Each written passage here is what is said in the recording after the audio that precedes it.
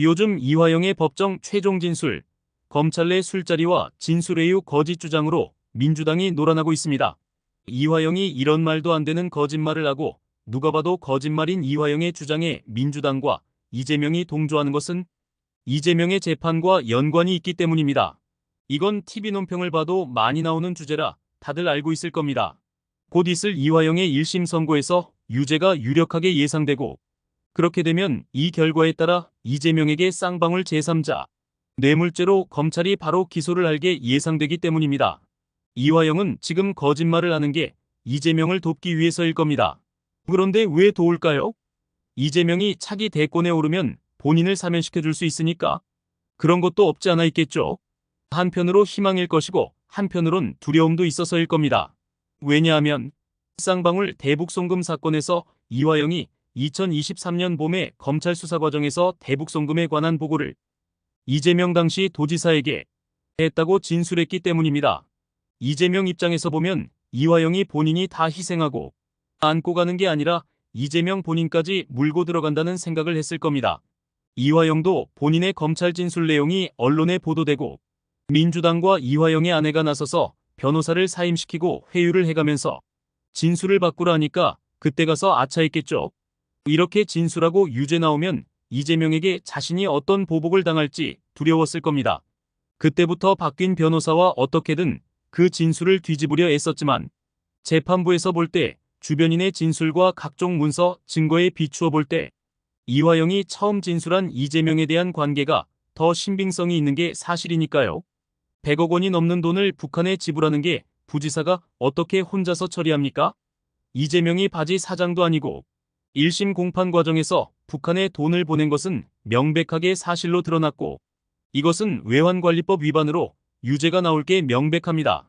그런데 문제는 이화영에게는 외환관리법 위반이지만 이 혐의가 이재명에게는 제3자 뇌물죄로 형량이 수십 년 나올 수 있는 중대범죄가 됩니다.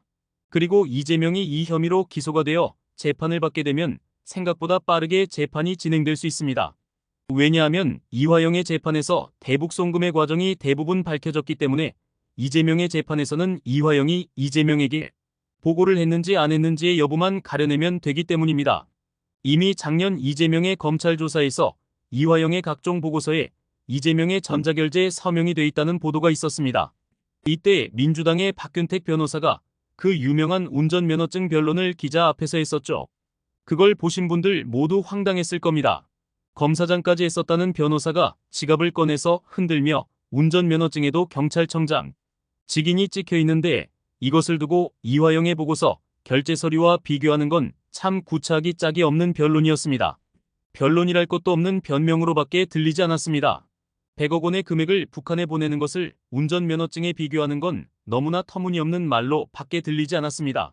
검찰에서는 2019년 5월 경기도에서 작성된 중국 출장 결과 보고서, 경기도가 이재명 지사를 대표로 하는 대표단에 대한 방북을 북한에 요청한 공문에 이재명의 직인이 찍힌 것을 두고 이화영이 대북송금에 대해 이재명에 보고를 한 것으로 보고 있습니다. 그런데 이화영은 처음 조사받을 때 왜 검찰에서 이재명에게 대북송금에 대한 보고를 했다고 진술을 했을까요? 그 궁금증에 요즘 언론 보도를 통해 알게 되었습니다. 이화영은 여러 변호사를 기용했는데 2022년 가을 전관 변호사를 만난 적도 있었고 그 이후에 법무법인 해광과 민주당 소속의 현근택, 설주환 변호사 등이 이화영 변호를 맡았습니다. 당시 민주당 소속의 설주환 변호사는 방송에서 이화영에게 사실대로만 진술하면 되고 진술하기 불편한 것은 진술 거부를 하면 된다고 말했다고 했습니다. 이화영의 대북송금에 대해 주도적인 변호를 맡은 곳은 법무법인 해광이었는데 여기서도 그랬던 것 같습니다.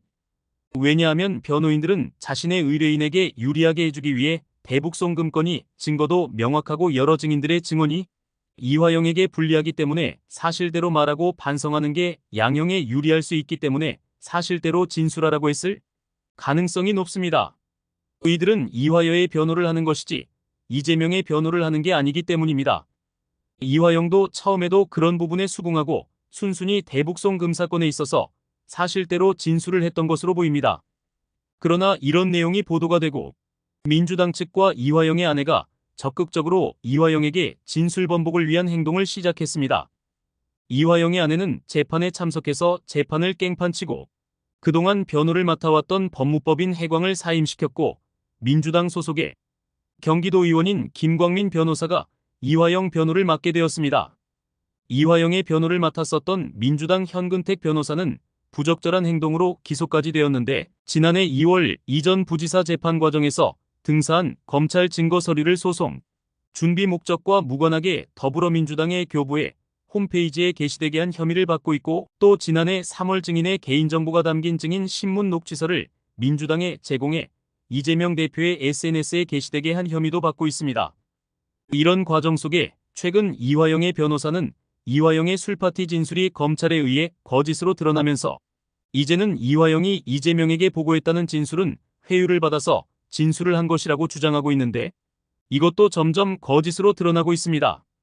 처음에는 검찰 내 술자리를 제공받아 김성태에게 회유당했다고 그랬다가 검찰이 여러 증거들로 그 말이 거짓으로 드러났고 그 다음엔 변호사가 회유를 했다고 했으나 당시 변호를 맡았던 설주환 변호사는 택도 없는 말이라고 이화영 변호사를 명예훼손으로 고소했고 또 검찰에서 이화영에게 전관 변호사를 소개시켜서 김성태의 진술에 동조하라는 식으로 회유를 했다고 했는데 이 또한 거짓으로 드러났습니다. 이화영이 전관 변호사를 만난 것은 검찰이 소개시킨 게 아니라 이화영과 개인적으로 알던 사이였고 그 시점 또한 2022년 가을이었는데 그때는 김성태가 한국에 없던 시기로 한국에 있지도 않고 검찰 조사 한 번 안 받은 김성태의 진술에 동조한다는 것은 있을 수 없는 일이기 때문입니다.